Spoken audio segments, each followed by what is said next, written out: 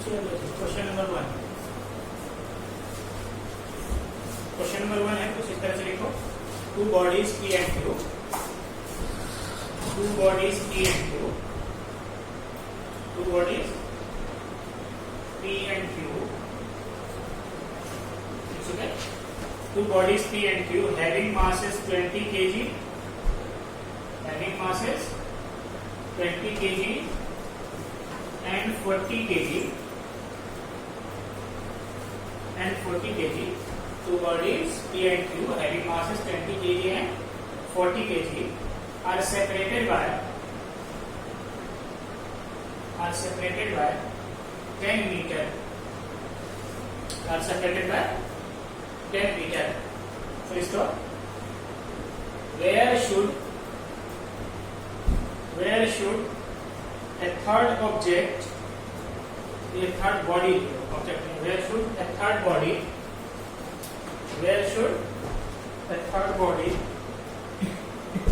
S, a third body S of mass 15 kg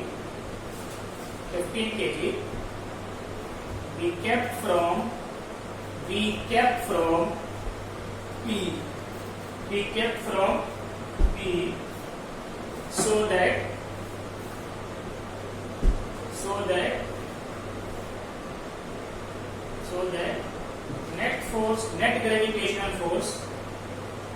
so that net gravitational force on S is 0. So that net gravitational force on S is 0. On S is 0. देखो सवाल क्या है, मैं सबको समझा दूं।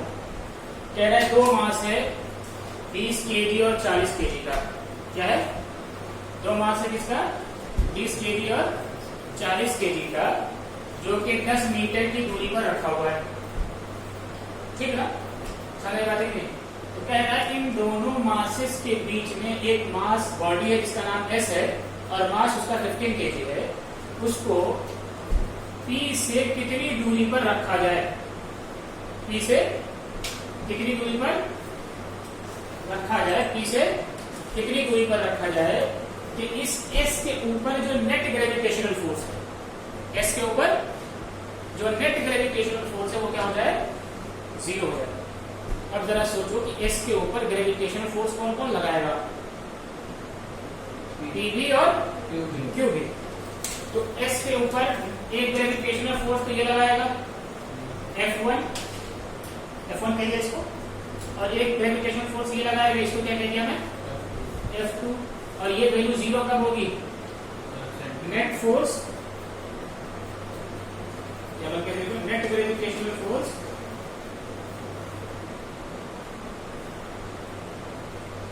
is 0 only when magnitude of F2 must be equal to magnitude of F1। ठीक होगा ना? जब F1 का मैग्नीट्यूड F2 के मैग्नीट्यूड की क्या होगा? बराबर होगा। ठीक है? समझ में आ गया होगा? आगे कर लोगे। इस डिस्टेंस को क्या मान लो? R। यहां से यहां तक की डिस्टेंस क्या हो जाएगी? 10 - R। ऐसा हो जाएगा। F2 की वैल्यू कितनी होगी? F2 मतलब 20 kg से 15 kg का। F2 क्या हो जाएगा? G। M1 is what? 20, M2 is what? 15 divided by R square। यही होगा। ये फार्मूला होता है F is equal to G M1 M2 by R square। ठीक है? सिमिलरली F1 किसके किसके बीच है? इसके और इसके बीच क्या हो जाएगा? G M1 is what? 40, M2 is what? 15 divided by R square, यानी 10 - R का होल स्क्वायर। ठीक है? G से G खत्म, 15 से 15 खत्म, 0 से 0, 2 से 4, सॉरी 2 कितना हो जाएगा? 2। ये देखो कितना हो जाएगा? 10r माइनस 1 का whole square equal to 2r square cross product से। अब जरा देखो क्या हम इसको ऐसा लिख सकते हैं, 10 minus r equal to under root 2r square, that is under root 2r। चल जाएगा। अच्छा, इसको हम क्या लिख सकते हैं, 10 equal to root 2r plus r, what you will get, root 2 plus 1 r equal to 10। तो 10 over root 2 plus 1 is how much, हो गया। रेशनलाइज कर दो, हो सकता है आंसर रेशनलाइज फॉर्म हो, चूंकि डिनोमिनेटर में रूट नहीं रखते। क्या लिखेंगे, 10 रूट 2 माइनस 1, ये क्या हो जाएगा 2 माइनस 1, रूट 2 माइनस 1 से ऊपर नीचे मल्टीप्लाई कर दो, क्या हो जाएगा r, what you will get 10 into root 2 minus 1 equal to r। 10 इसकी वैल्यू होगी 1.414 माइनस 1 इक्वल टू r, इसको माइनस कर दो, what you will get 10 into 0.414, r की वैल्यू कितनी होगी 4.14। समझ में आया, समझ आई, ठीक है। देखो सॉल्यूशन तो यहीं पे खत्म है, ठीक है। बाकी तो तुम्हें मैथमेटिक्स जितनी आती है उतना जल्दी कर लोगे, मेरी मजबूरी पूरा कैलकुलेशन इसलिए करके दिखा है ताकि सबको समझ में आए, ठीक है। बस समझे, क्वेश्चन वहीं पे खत्म है, ये समझ में आ गया क्या होगा, ठीक है। सब चुके। दूसरा क्वेश्चन है,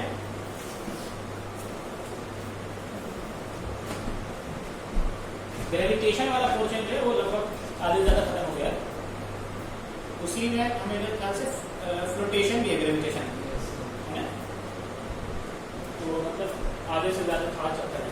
ग्रेविटेशन का पोर्शन में आपको बचा है केप्लर्स लॉ वगैरह, ठीक है। तो इसलिए पहले यहाँ तक की प्रैक्टिस करना है, ठीक है, वरना एक बार में बहुत ज्यादा हो जाएगा। नेक्स्ट क्वेश्चन लेते हैं, इसको रब कर दो। चलो नेक्स्ट क्वेश्चन लो।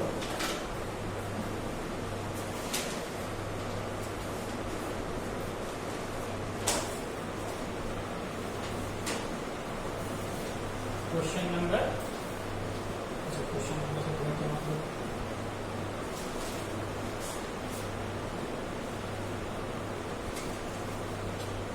नेक्स्ट क्वेश्चन है, the mass of a body, the mass of a body is increased, the mass of a body is increased fourfold, the mass of a body is increased fourfold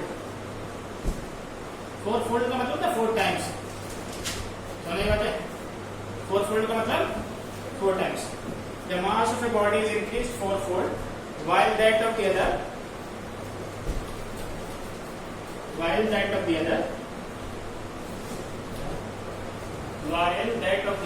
जबकि that of the other is increased 16-fold, is increased 16-fold, is increased 16-fold। लिख चुके, list low. How should the distance between them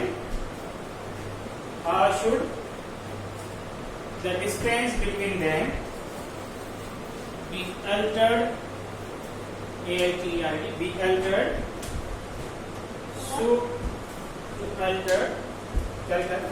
be altered distance between them be altered so as to retain same gravitational force between them, so as to retain same gravitational force between them, so as to retain same gravitational force between them। ठीक है, चलो सवाल समझते हैं। क्या कह रहा है कि अगर जो मासेस है बॉडी का उसको इंक्रीज किया जाए, पहली बॉडी का मास इंक्रीज किया 4 फोल्ड यानी 4 टाइम्स, और दूसरे बॉडी पे इंक्रीज किया गया मास 16 फोल्ड यानी कि 16 टाइम्स। ठीक है, मतलब हमारे पास दो सिस्टम, मास ऑफ सिस्टम का क्या था, दो मास का सिस्टम था हमारे पास, दो मास का सिस्टम था। भाई जाहिर सी बात है, जो चीज पहले से रही होगी उसी के अंदर हम क्या किए होंगे, इंक्रीमेंट या डिक्रीमेंट। इसका मतलब एक सिस्टम हमारे पास पहले से था, हमने उसके अंदर चेंज किया होगा। ये बात अंडरस्टूड है?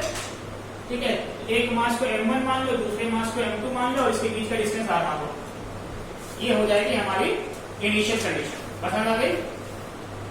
ये हमारे लिए क्या हो जाएगा, इनिशियल कंडीशन। ये देखो, इनिशियल कंडीशन में ग्रेविटेशनल फोर्स कितना हो जाएगा, G m1 m2 bye r²।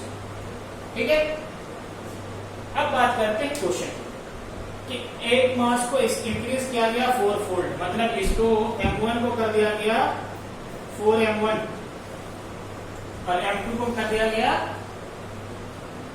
16m2।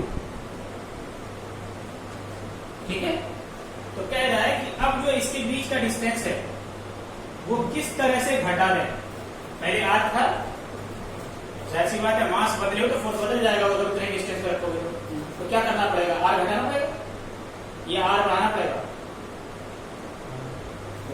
बढ़ाना पड़ेगा।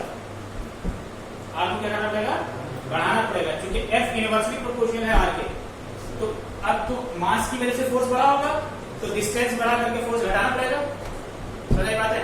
मतलब पहले r था तो अब क्या किया गया होगा, इसको और दूर रखा गया होगा, है ना, और इस डिस्टेंस को मैं किधर कैपिटल r बस समझ गई। तो ये डाटा हमारे पास गिवन है, समझ बात है? तो अब क्या कहा गया कि r को किस तरह से चेंज किया जाए कि ग्रेविटेशनल फोर्स अब भी उतना ही हो, इतना जितना के पहले था। अब देखो यहाँ का ग्रेविटेशनल फोर्स हम क्या कह रहे हैं, F2 क्या लिखोगे, G m1 m1 की जगह क्या आएगा 4m1, m2 की जगह क्या आएगा 4m2 sorry 16m2 divided by r²। But according to question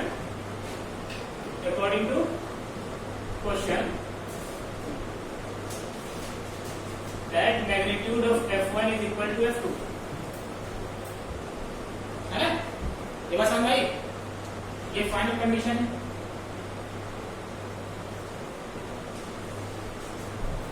तो F1 की वैल्यू क्या रखते हैं, G m1 m2 bye r²।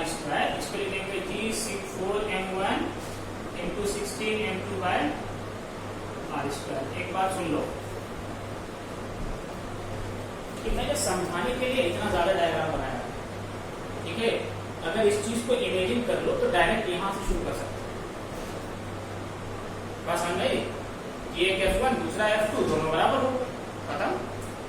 तो ऑब्जेक्टिव क्वेश्चन में इतने डायग्राम बनाने की जरूरत नहीं है, ये समझाने के लिए होता है बस। ठीक है, जहन में स्ट्राइक किया, डायरेक्ट ये रिजल्ट लिखो, बस समझ आई? इससे ये खत्म, m1 से m1 खत्म, m2 से m2 खत्म। यहाँ से कितना आ जाएगा देखो, r2 equal to 64 r²। That means r is what, 64 times r², 8 times r।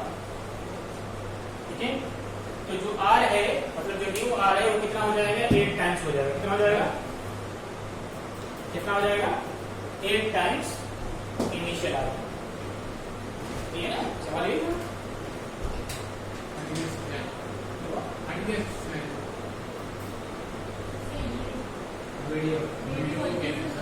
Video cut गई, बैठे खत्म हो गए। हाँ देखो जरा इसको,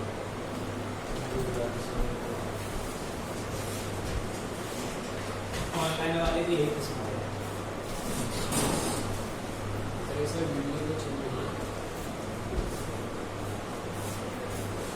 ये बताइए क्या हो गया, मैंने एक एक झापा लगे सीधे हो जाओगे, पट गए क्या? कुछ हो गया, पढ़ना है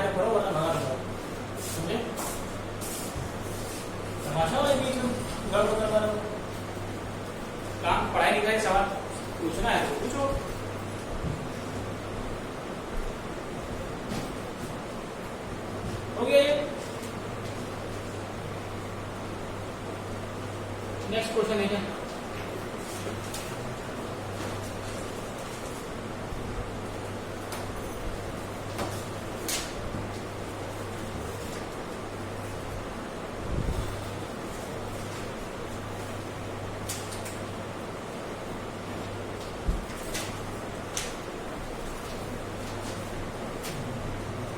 नेक्स्ट क्वेश्चन लिखो।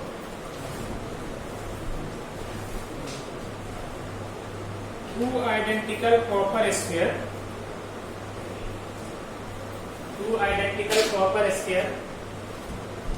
of radius r,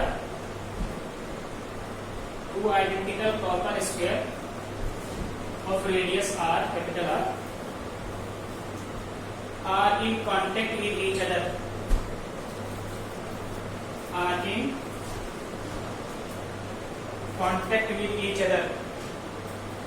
Full stop. If gravitational force of attraction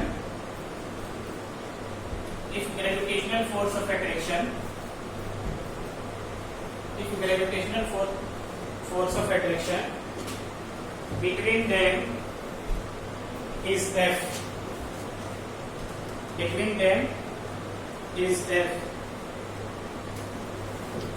Find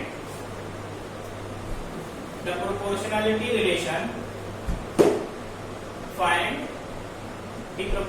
relation between F and R.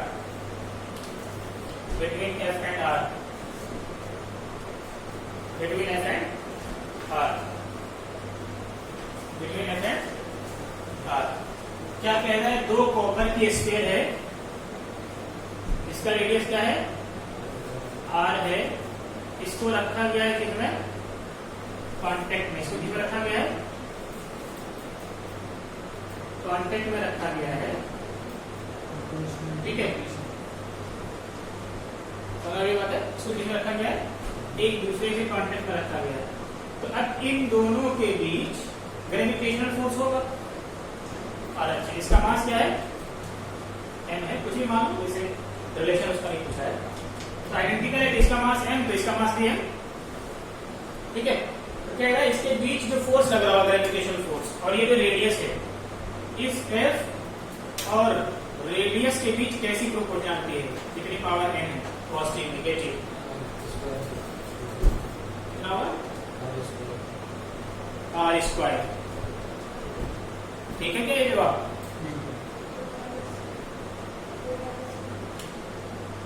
Four R square. Proportionality में कांस्टेंट की बात कर सकते हैं। 4r स्क्वायर, ये कह रही हो तुम? ये कह रही हो ना? से वो r स्क्वायर में वो -2 होगा, उसमें r की पावर -2। तुम्हारा कहना है f प्रोपोर्शनल टू r की पावर -2। अच्छा, inversely proportional to r square. तुम्हारा क्या कहना है?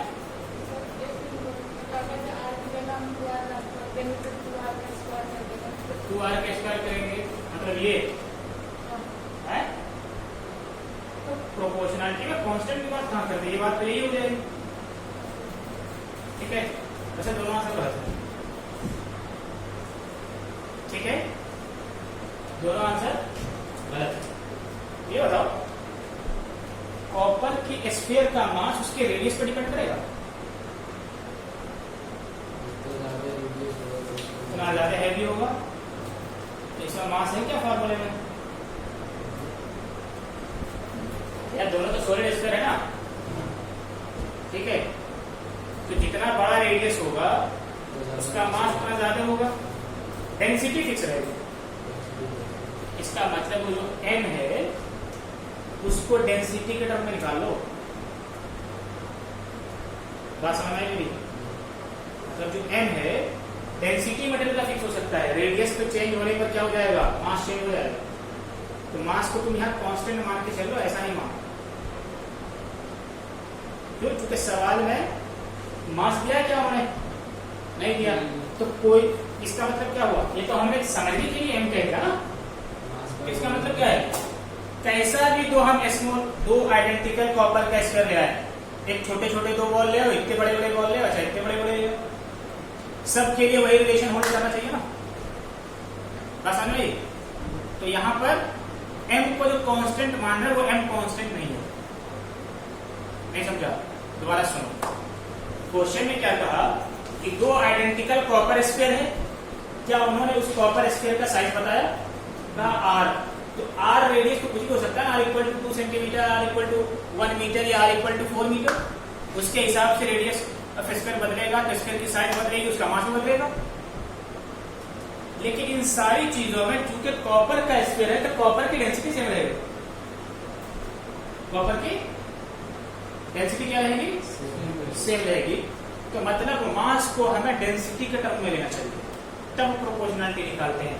कभी भी अगर कहीं पर लिखा है y is equal to mx, तो जब m कांस्टेंट होगा तब कहते हैं y प्रोपोर्शनल टू x है, ठीक है। लेकिन कहीं पर ऐसा लिखा हो y mx क्यूब z, क्या हम यहाँ पे कह सकते हैं y proportional to x cube? गलत, क्योंकि z भी वेरिएबल है, ठीक है। तो जब प्रोपोर्शनलिटी की बात करते हैं तो सारा का सारा टर्म जो कांस्टेंट है सिर्फ उसको रिमूव कर सकते हैं। यहां पर ऐसा कहना सही है कि y proportional to x cube z, समझ में आई? तो या तो क्या करना पड़ेगा, अगर x के टर्म में लिखना है तो z की वैल्यू को x की फॉर्म में कन्वर्ट करना पड़ेगा। बस समझ आई?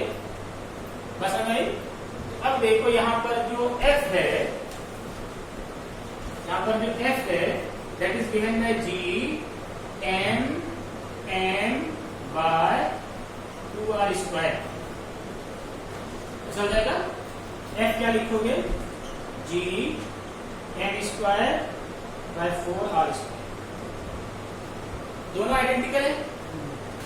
अब देखो डेंसिटी ऑफ मास में भी गिवन है मास अपॉन वॉल्यूम, तो that is mass equal to density into volume. और स्फीयर का वॉल्यूम कितना होता है? 4/3 पाई r क्यूब। तो इस चीज को हम यहां पुट कर सकते हैं, पुट करो। f is equal to g 4r square rho 4/3 pi r cube का होल स्क्वायर। क्या हो जाएगा? ये बात हमें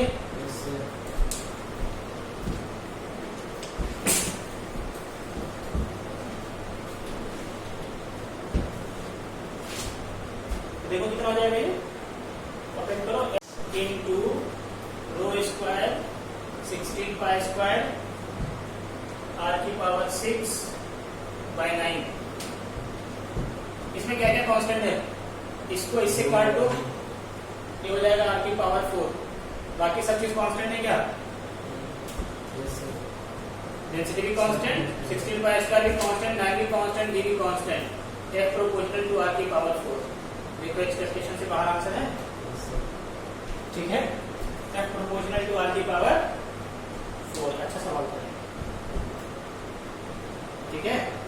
जनरली हम जहन में आता है मास कांस्टेंट, लेकिन भाई पहले ये तो बताओ, डिसाइड तो करो कितने बड़ा स्फीयर का मास है। ये तो गिवन ही नहीं, तो मतलब वो दुनिया में ऐसे जितने भी आइडेंटिकल कॉपर स्फीयर एग्जिस्ट कर रहे हैं उसका रिलेशन पूछ रहा है वो मास तो वेरिएबल है, ठीक है। ठीक है ना? तो छापो जल्दी छापो।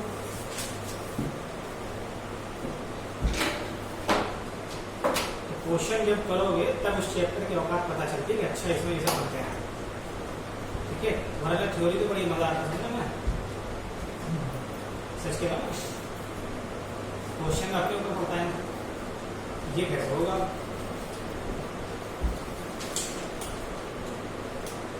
अच्छा मैंने होमवर्क दिया था एक कि acceleration due to gravity on the surface of moon कितना होगा? कितना आया था? नहीं वो तो आएगा, मैंने एक सॉल्यूशन करके दिया था, वो तो मुझे भी बैठा हुआ है।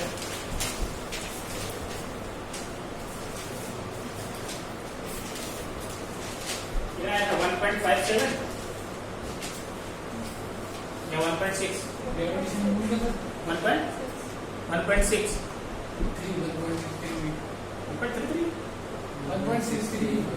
1.63 हमारा लगता है अच्छा, पहले कितना आया था अर्थ के लिए? अर्थ के लिए कितना आया था? 9.8। 9.8 को इससे डिवाइड करो, करो 1.63 कैसा आएगा? 9.8 को मतलब अर्थ की ग्रेविटी को मून की ग्रेविटी से डिवाइड करो।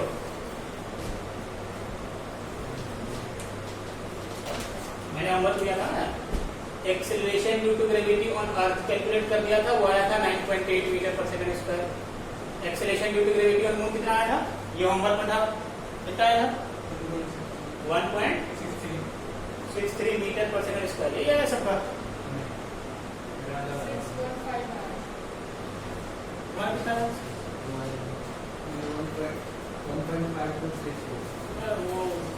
वो एक्सेप्ट होने लगा 1.615। सब अपने अपने डाटा से डिवाइड करो, ठीक है।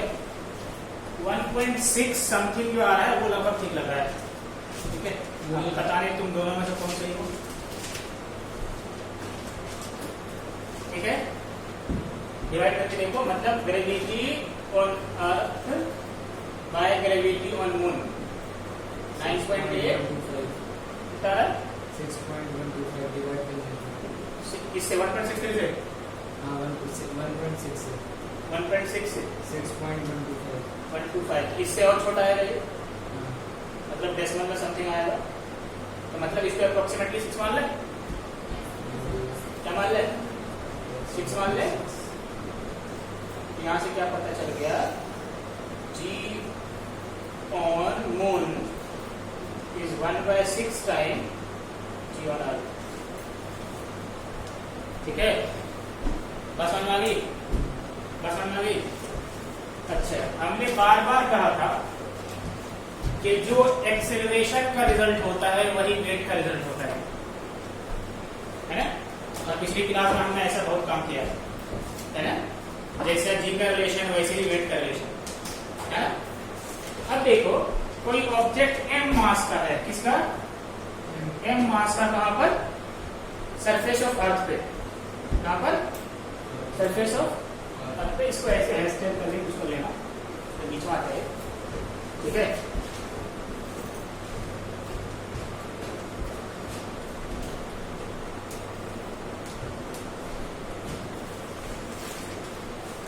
अब देखो, अगर किसी ऑब्जेक्ट का मास क्या है? m है, तो इसका वेट इसके g से मल्टीप्लाई करो। तो अब किसके g से मल्टीप्लाई करोगे? जिस प्लेनेट के स्फीयर पे हो, जिस सैटेलाइट, जिस प्लेनेट के सरफेस पे, जिस प्लेनेट के सरफेस पर हो या जिस सैटेलाइट के सरफेस पर हो, वहां पर जो भी एक्सेलरेशन है उससे इस m को मल्टीप्लाई कर दो, उस प्लेनेट या सैटेलाइट पे इसका वेट आ जाएगा। तो देखो, वेट ऑन अर्थ कितना हो जाएगा? m into G. Weight on moon का मतलब क्या होगा? m into G on moon, ये होगा। अच्छा, इसका मतलब क्या होगा? Weight on moon by weight on earth, क्या लिखोगे? mgm by mge। ये तो कैंसिल हो जाएगा।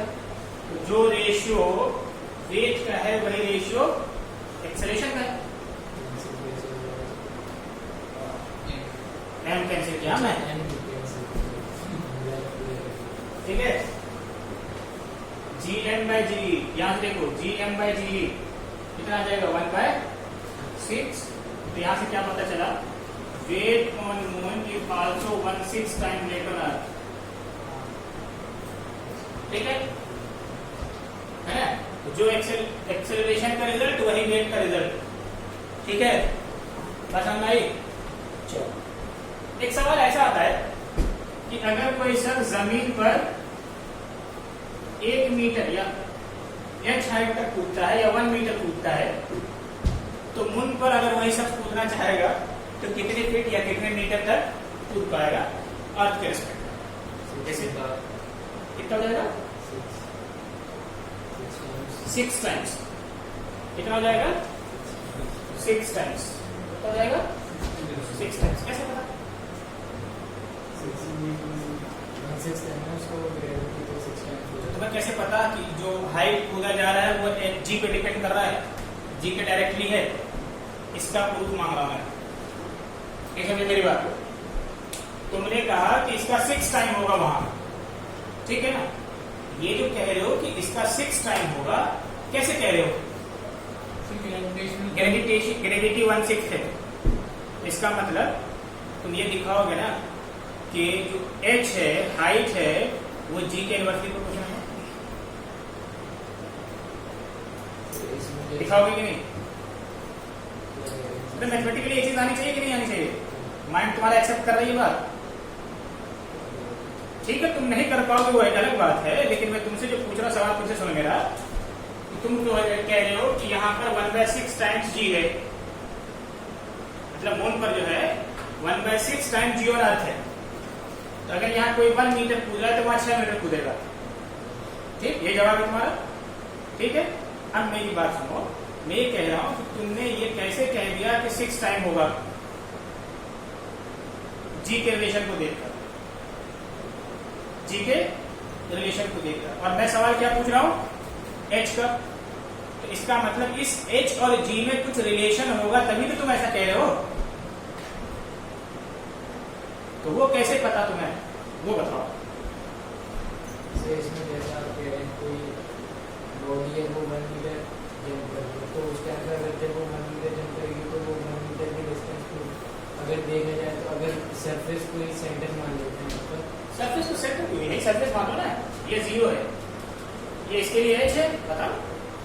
हाँ, तो फिर वो h प्लस जितना आता है उससे अर्थ का जितना ग्रेविटी हो जो h डिस्टेंस पे निकाल देते, तो यहाँ पर उसके लिए जो g आएगा तो उसके रिलेशन से वो 1/6 पे होगा हमारे लिए। एक आसान अंदाज बताओ कि सबको समझ में आए। हाँ,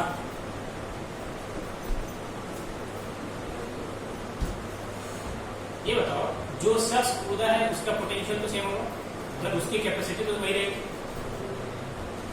तो अब मैं जितनी जोर से किसी बॉल को फेंक सकता हूँ, मून पे भी उतनी जोर से फेंक सकता हूँ।